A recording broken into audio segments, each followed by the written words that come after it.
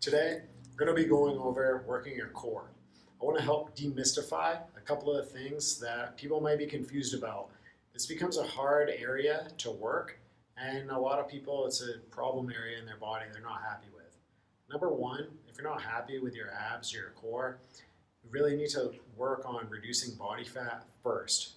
You can't spot reduce fat, so we don't want to just incessantly work out those muscles. You are going to make the muscle itself bigger. That's not necessarily going to burn fat directly in that area. So that's something we can discuss at a different time. But what I want to go through today is 3 exercises to actually work your core, and all just using one piece of equipment.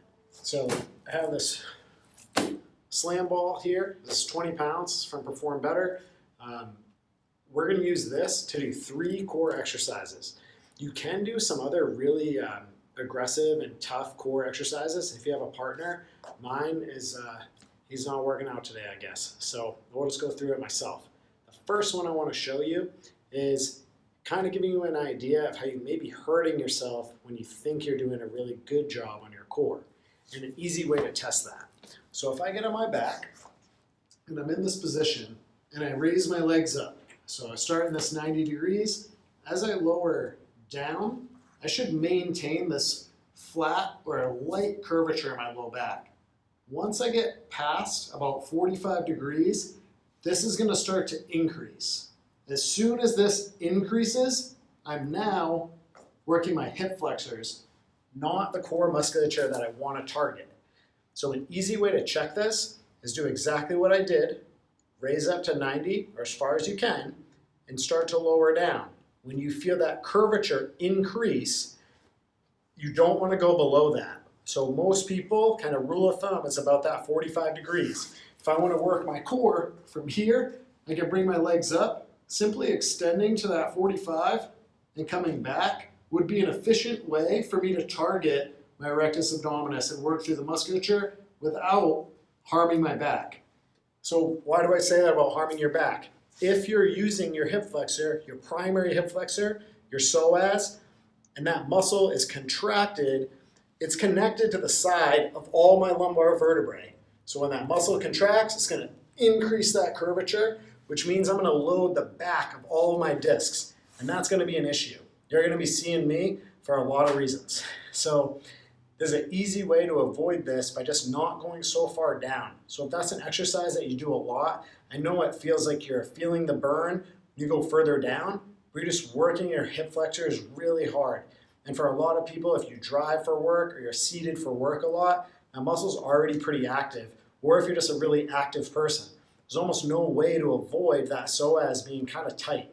And we'll go over some ways to release it, but just be mindful of that when you're working out. If you're going too far, you're doing yourself harm. You're not making it better. So we're going to go through a couple of exercises that we can do with the slam ball. So this is a 20-pound ball. First one I'm going to do, really simple, is pushing this up to the sky. We're just going to do a sit-up from that position. So driving the ball up, slow and controlled when I come back. They've done muscle activation studies, and actually 2 of the most effective exercises were the standard crunch, so we can do that weighted, and the variation I just showed you guys, and a hanging leg raise. So if we're not hanging, we can still do the leg raise, still address the same musculature, but I'll use this ball as kind of a counterweight. So same starting position, I'm here, I'm going to take the ball up, I'm going to go back a little bit, and now I'm going to work from 45 degrees to 90. If I want to make it more challenging, I can drop this further back and work my legs through that range. The last one that we're going to do, I'm going to use this ball for what we call a dead bug position. So when I'm in this position, it's naturally going to activate my core musculature to stabilize my spine. So from here, 4 points of contact, both hands, both knees. I'm going to take off one hand, one knee, come back.